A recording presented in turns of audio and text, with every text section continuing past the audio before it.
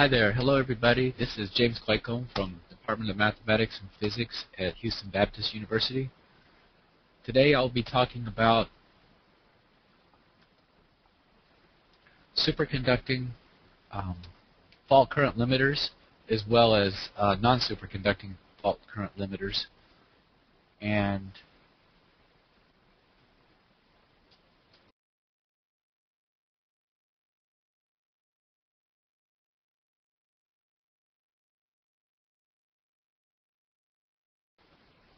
so the topics that we're going to be talking about today were fault current limiter simulation concepts. Then I'll be talking about specifying superconductors in QuickField. Then we'll perform some AC fault current limiter simulations as well as time harmonic fault current limiter simulations. And also fault current limiter models with both XY and RZ symmetry. So the simulations that we're going to be doing today, we have the inductive fault current limiter simulations using superconductors, and also there's a fault current limiter based on core saturation and desaturation that doesn't necessarily involve superconductors, as well as resistive fault current limiter simulations. So those are the three types of fault current limiters we can simulate. So the QuickField features used in the simulations, we'll be looking at problems in AC magnetics, as well as transient magnetics, AC conduction, transient electrics, and these models, some of these models will be modeling the nonlinear BH characteristics of ferrites, and also the nonlinear JE characteristics for nonlinear electrics, transient electric simulations, as well as coupled electric circuits, and finally we'll conclude with a coupled heat transfer problem. Once again, the models will be both with XY or RZ symmetry. So I'll briefly discuss the concept of the inductive fault current limiter. In the normal state where you have normal current flowing in a coil, the superconducting tube here is going to screen the field from some high inductance element of the fault current limiter. In this case, this is an iron core. We're also going to be doing examples where we have a secondary circuit here. So in the case of a fault current, that's going to drive the superconducting element here normal, and there's going to be some coupling to this secondary element here, thereby reducing the current in the primary coil. So we want to protect equipment and so forth from these surge currents.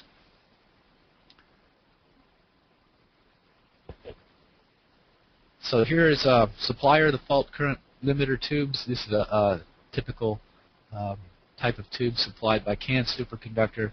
It's a BISCO tube, and this is some of the diameters and lengths that they supply. Critical temperature of the tube is 108 Kelvin.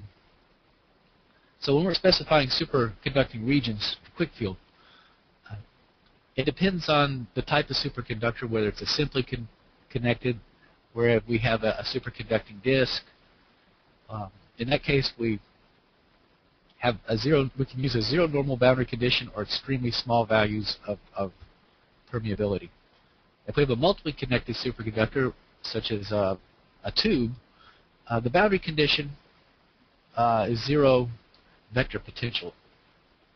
Now if we're modeling the nonlinear BH characteristics of superconductors, we have to be careful whether we're specifying a simply connected or a multiply connected element here. Okay, so I wanted to show a simulation of that, and the first element that we're going to look at is the model file. This is our fault current limiter. The problem type is an axisymmetric problem. So we have an axisymmetric problem. The frequency It's AC magnetic, so the frequency is 60 hertz, as well as we have a coupled electric circuit here.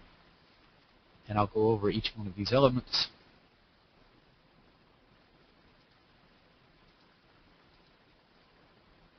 In this case, this is the air region. So for the air region, we give it a relative permeability of 1.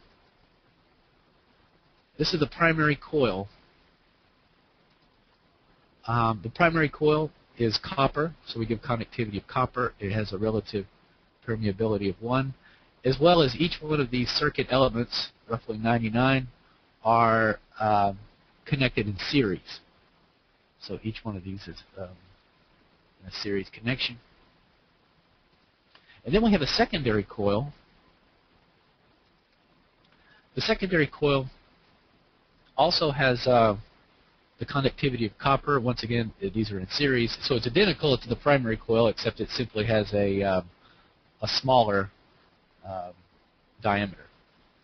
Okay, and in this simulation, I wanted to illustrate the superconducting boundary is simply an edge with 0 magnetic vector potential.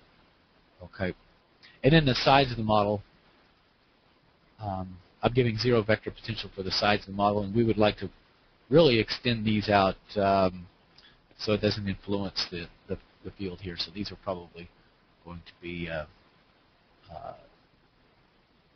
should be a little bit farther out. Now, I'm going to look at the solution. This is a solution for the case where the tube is superconducting here. So we have current flowing through the primary coil, and if we want to look at the current flowing through the primary coil, I have a coupled circuit to the model. This is our coupled circuit, so that the primary coil is excited with 120 volt excitation. Okay. Now the secondary coil is connected to a capacitor, and this capacitance value is chosen such that the resonant frequency is going to be close to 60 hertz.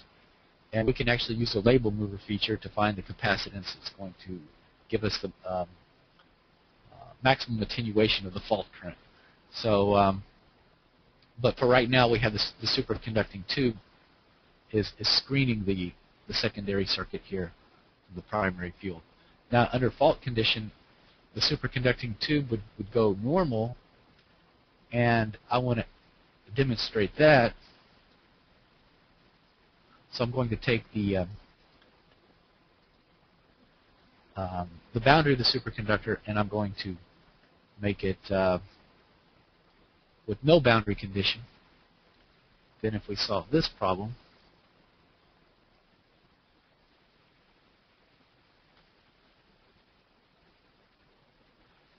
we should have field at the location of the secondary coil, and that's going to reduce the current that's flowing in our primary circuit here. Okay, this has been solved. Okay, if we look at the field plot, this would correspond to where the tube is no longer superconducting. And now if I look at my current element, okay, the current that's flowing in the primary circuit here is 36 amperes. Okay, this under the fault condition, where the tube is normal here. Okay, as well we can look at the current that's flowing in the secondary circuit. So we can see there's a very large current that's flowing in the secondary circuit here.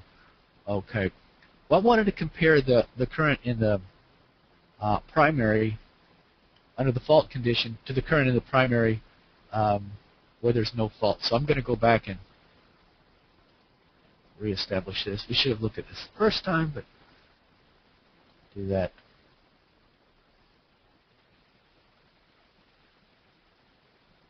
So in subsequent models, we're going to be, instead of just a secondary coil, we're going to also look at ferrite element. We can put ferrite elements in here. Okay. Now, I want to look at the current that's flowing in the primary.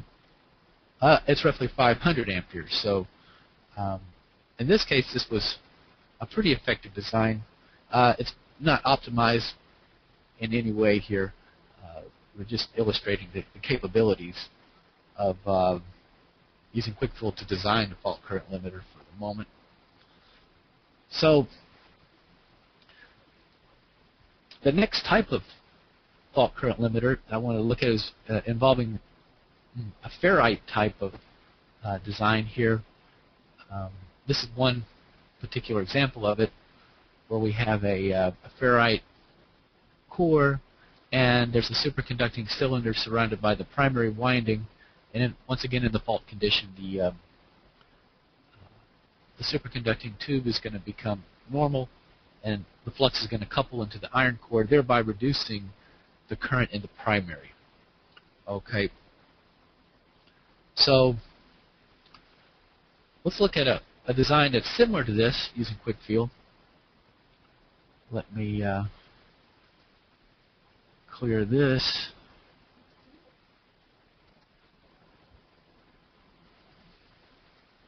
Let's open the problem.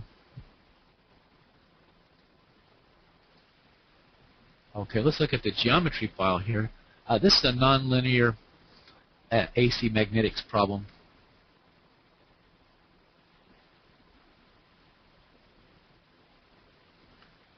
And in this case, we'll look at the problem properties.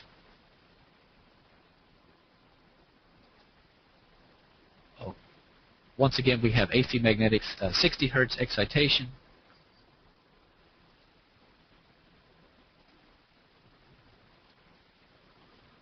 It's our model file. This is the air region. So this is rotational symmetry about the axis here, axis symmetry. This is the air region. Now we have a ferrite component here. This is the primary winding. As well, we have the secondary winding here. Okay. And the coupled electric circuit, we have 120 volt excitation on the primary. This is the secondary circuit.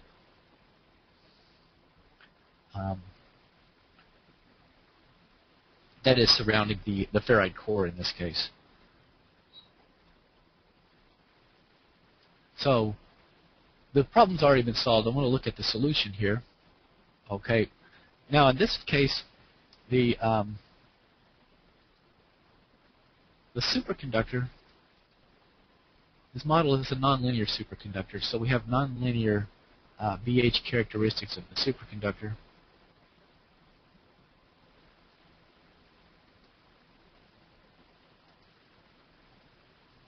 And there is some penetration of the field into the superconductor.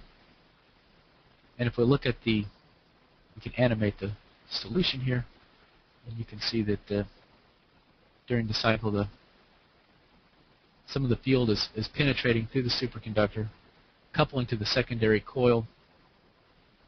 If we want to look at the current that's flowing in the primary circuit, it's something like 620 amperes at the moment. Okay, and we can compare that once again to the current that's flowing through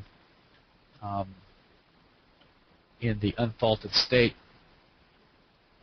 So let's go ahead and look at the case where this is the superconductor that's highlighted here. And I'm going to model the superconductor this time instead of a nonlinear superconductor with just a very small permeability. So this would really represent the unfaulted case, where there is no ingress field into the superconductor. And this is in this case, it's completely screening the field from the interior region. And we can look at current flowing in the primary, which is a little bit bigger here, 691. So this is reduced the current in the primary a little bit smaller than in the unfaulted case and the faulted case.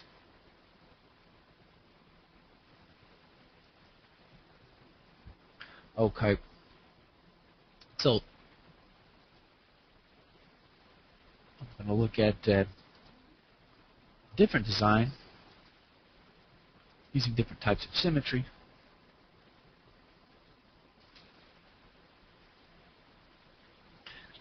The next one's going to have an XY type of symmetry here.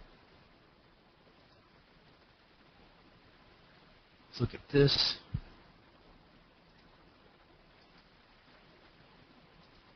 This is the geometry.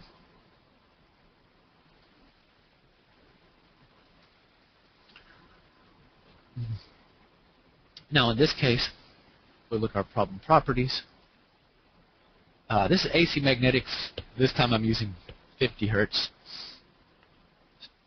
AC magnetics. This is the air region. This is the permeable region,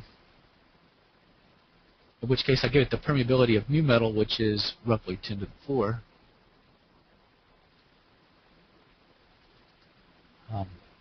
This is our coil. This is a primary 1 and primary 2, and this is the superconductor. In this case, I'm modeling the superconductor as a solid superconductor. This is not a multiply connected superconductor, and I'm just using the very small permeability to model a superconductor in this case. The edges of the model are at 0 vector potential, and we can extend these further out, but they shouldn't be. Most of the field is going to be constrained to the permeable region here. In fact, if we wanted, we could actually even assign 0 vector potential to the sides without influencing it too much. So we have a coupled circuit.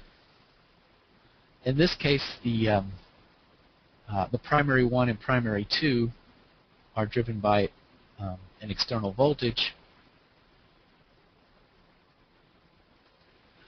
And we can look at the solution.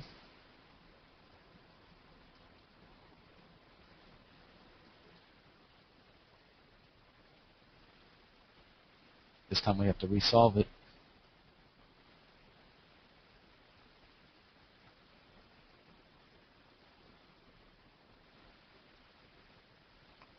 Okay, so there is some coupling of the flux through the magnetic circuit here. If we want to look at the current that's flowing in the primary, we have roughly 10 amperes in the primary here, and this would represent the unfaulted case. Now, if we want to see, in this case,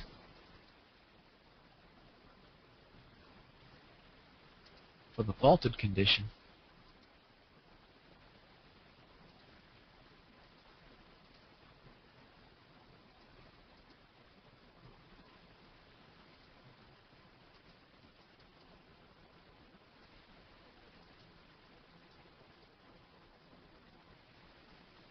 I'm going to switch this to air, corresponding to the superconducting tube essentially in the normal state. Now, if we're doing the nonlinear VH characteristics, the problem is going to take a little bit longer here. We can see roughly what the solution will look like. Now, the scale here is different, so there's actually going to be a greater flux penetration in here. In fact, we can animate the solution, and you can see that, yes, there is quite a bit of flux penetration here. And this time the current in the primary is reduced significantly here down to roughly 1.1, roughly 2 orders of magnitude decrease.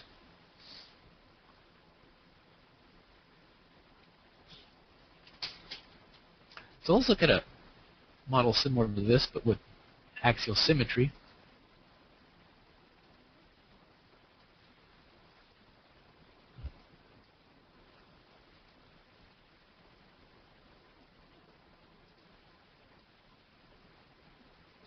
In this case, the model file, something like this. So we have symmetry about the z-axis here. Now we're modeling a nonlinear superconductor, so we're not, like in the previous case, we didn't have the nonlinear feature here. So Once again, this is the air region. Okay, this is the iron, which I'm giving a permeability of 500 in this case. So not quite the permeability of new metal. The primary, once again, is copper, and these elements are connected in series. Okay, this is the superconductor. Now, in this case, since most of the field is going to be constrained to the ferrite, I've given a zero vector potential to the edge of the device. Now, I could have, like in the previous problem, we had an air region surrounding this. Okay, but I just wanted to illustrate that we can do this for if we need to conserve mesh spacing and so forth. Okay. So the problem's been solved for the case of the nonlinear superconductor, and in this case there is some ingress of the field into this. We can animate the solution, and you can see flux penetration in through the nonlinear superconductor here. Now, if we're doing a nonlinear superconductor, we have to be careful if it's got an opening in it. So we're going to have to either do two things. We're going to have to make it in a 2D simulation like this. We're going to have to make this where it's some sort of a cup shape like this, or extend this out far enough where the sides are at zero vector potential on either side here. Okay. So let's look at the current that's flowing in the primary. In this case, I have something like 500 amperes, 550 amperes. And I want to go back and compare when the superconducting tube is screening it.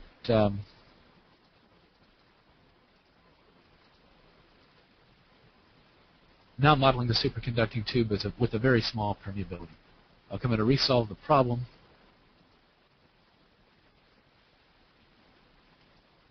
Which is considerably faster here when we're not including the nonlinear properties of the superconductor.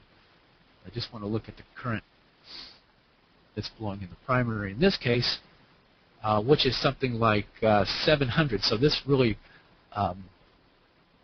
as the tube is becoming normal, that's reducing the current flowing. So we have a higher current that's flowing in the unfaulted condition. And in the faulted condition, that's reducing the current as we would like to have. Okay. Finally, we can just see what the current in the primary would be if, in fact, this tube were completely normal. So I'm making it once again air.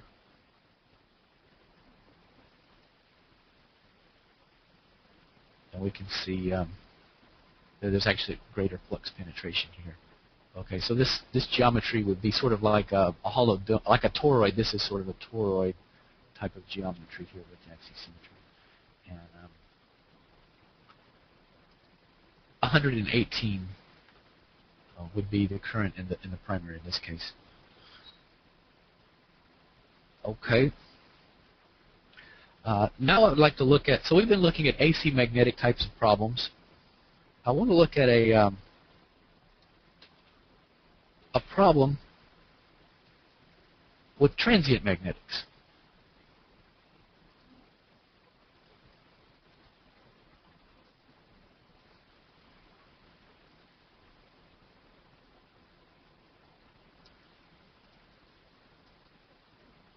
Okay. So we have a nonlinear transient magnetics type of problem. Let's see. This is the geometry. This is the air region. So once again, we have axisymmetry about this. This is a coil. That's actually our primary coil. Then we have a central mu metal region here, modeling the mu metal with a permeability of 10 to the fourth. Our secondary coil is surrounding the mu metal, and once again it's copper. These are connected in series. This is just as before. And now we have a nonlinear BH curve.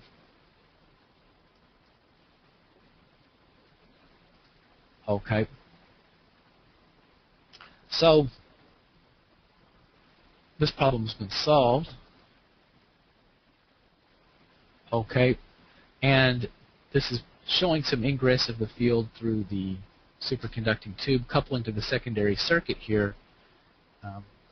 And now let's look at the coupled circuit. Okay.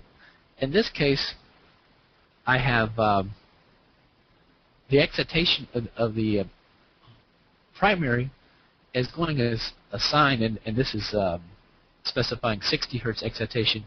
However, it's being ramped as a function of time as well. So this is a sine wave that's increasing in amplitude with time.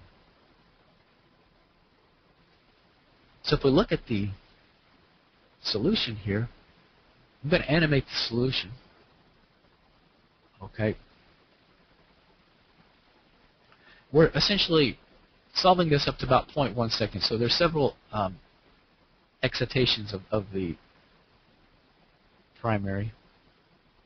Okay, now with each cycle, the field is greater, so there's going to be a greater penetration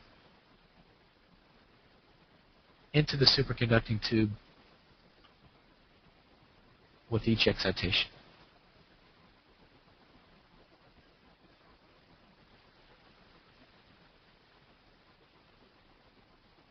So we've simulated up to 0.1 seconds. So we're about halfway through the simulation at this point.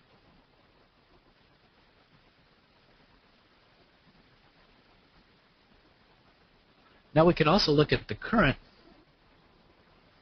that's flowing through the primary, and this shows us the current that's as a function of time through the primary here. So you can see that the t times the sine 60t is increasing in amplitude. Also, we can look at the voltage through the primary here.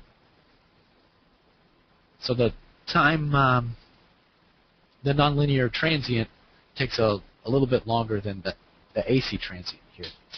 Okay. So I want to look at another type of fault current limiter that's also involving superconductors, but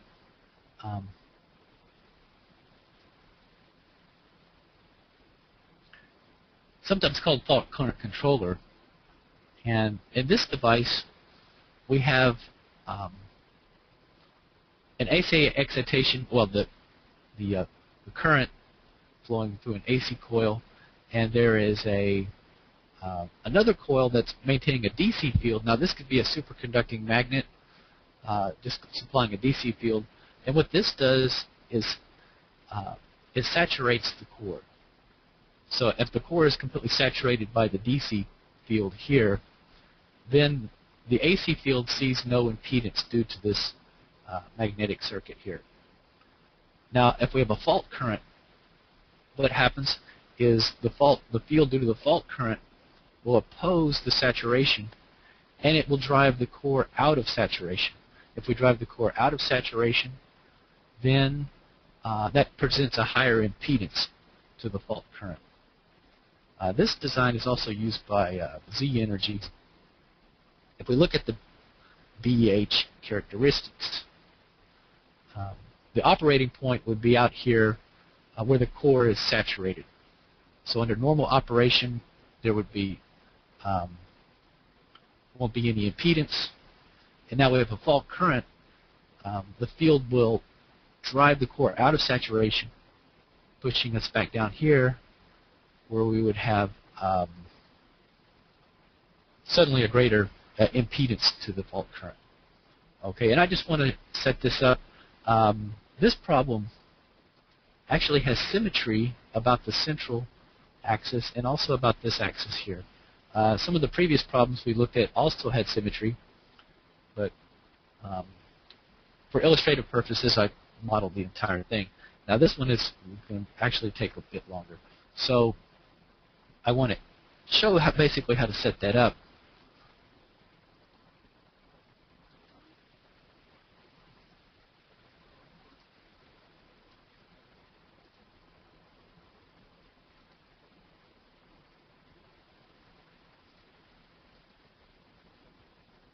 So look at the geometry. In this particular case, we are looking at the corner of this configuration here, this bit that's surrounded by the red box. Okay. Now, if I want to, I can put a primary coil here and model a DC current through it to saturate the core. And now the field in the primary is going to drive the core out of saturation, presenting a higher impedance at this particular location here. So I just wanted to illustrate how to set up, in this case, this is the air region, permeable spelled with the E, the primary. And now in this particular case, we can model a DC field by supplying a tangential H here. So if I give this a tangential H, this will give us a DC flux that's maintained throughout the circuit here. Okay. As well, the symmetry, where I've cut this through the horizontal plane, we want to make this a plane of zero tangential field. And for the Y symmetry, where we've cut it, this should be a plane of zero vector potential here. Okay. As well, we can maintain a coupled circuit, and I had a ramp sine function through these as well. Now, once again, these particular designs involve superconductors, but we're not driving the superconductor normal as we did in the case of the inductive fault current limiters. The superconductor is just used to maintain the coil in saturation, the permeable region in saturation. As well, the primary coil won't necessarily desaturate the entire circuit. We would just be looking at desaturating a smaller region of the circuit here. I also wanted to look at a resistive type of fault current limiter. In the case of a resistive fault current limiter, we have a superconductor or other nonlinear type of device. If the current exceeds the critical current in the superconductor, then the fault current is going to be reduced here. Okay. Once again, CAN superconductors have visco tubes that are designed for this purpose here, and you can see, for example, the current versus temperature characteristics, the critical current versus temperature. There'll be Joule heating in the resistive fault current limiter as well. So I wanted to illustrate some of the QuickField capabilities that can be used for solving this type of problem.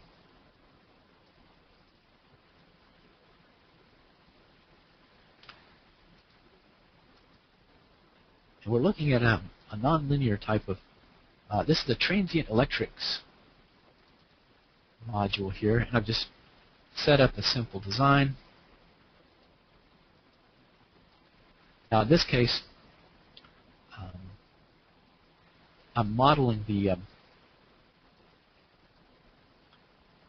conductivity as a function of electric field here. So the greater the electric field, the lower the conductivity.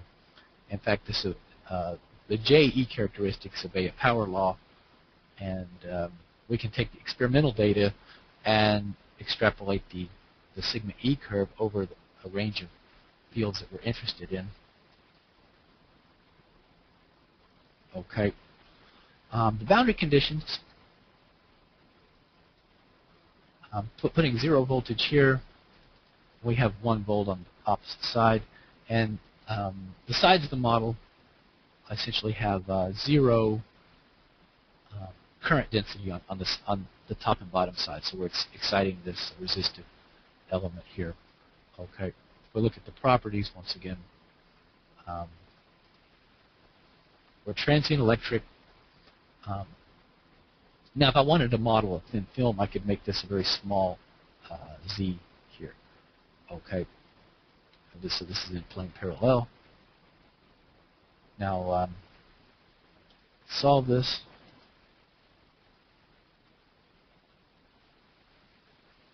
Okay. So if we want to look at the field picture properties, we can look at the active current density, for example.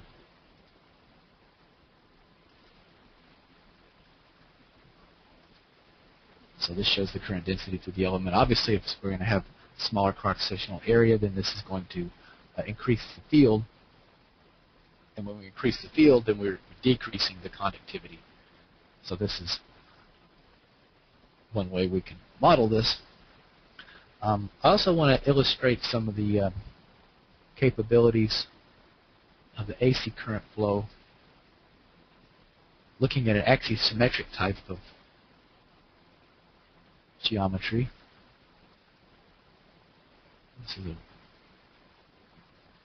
This is not a nonlinear problem. In this case, I have an axisymmetric problem, and this is the z-axis. I look at my properties. This axisymmetric, we have 50 hertz excitation, AC conduction. In this case, I've just given the conductivity rather low. We have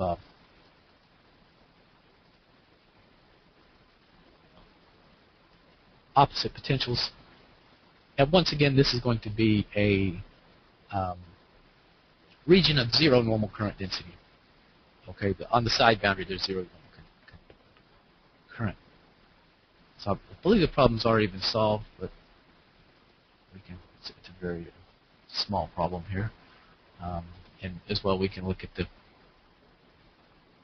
a vector plot of the different phases of the current density here. What I wanted to do was couple this to a thermal problem and look at some of the heat transfer characteristics.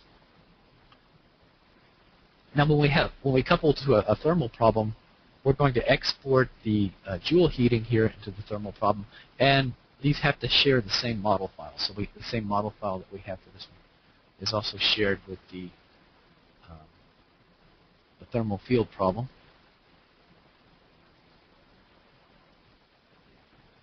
Okay. So in the case of the thermal field, it's the same model file. Okay. We have coupled the generated heat from the resistive limiter problem.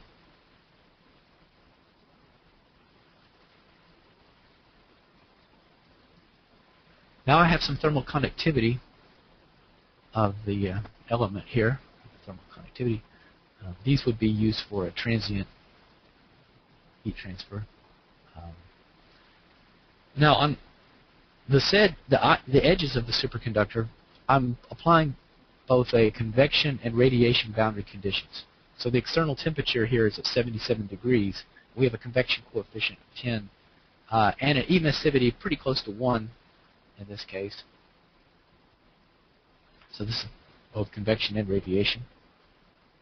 The same boundary conditions are applied here to both sides and also on the sides of the model here. Okay.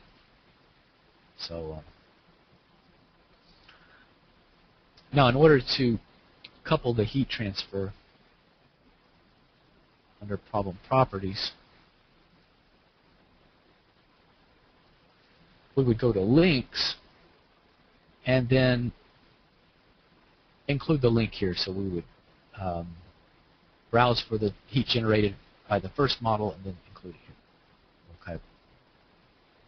So it's already been solved, but let's go ahead and look at the solution again. Okay, so this represents the temperature field.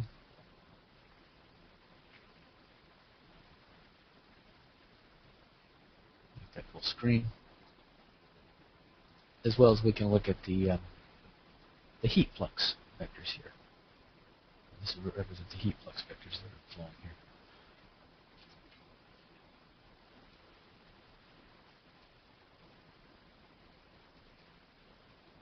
So that's all the simulations that I had for today, and this is conclusion. We basically modeled inductive fault current limiters under normal and fault conditions using ideal superconducting boundary conditions, and just switching those on and off. We can also model the intermediate state, the transition, using nonlinear BH characteristics of superconductors, and as well as ferrites or fault current controllers. These AFA models are coupled to electrical circuit components, and we can put various elements into the circuit that are resistive. We have resistive fault current limiters modeled using transient and AC magnetic problems with a coupled heat flow. So that concludes my presentation today, and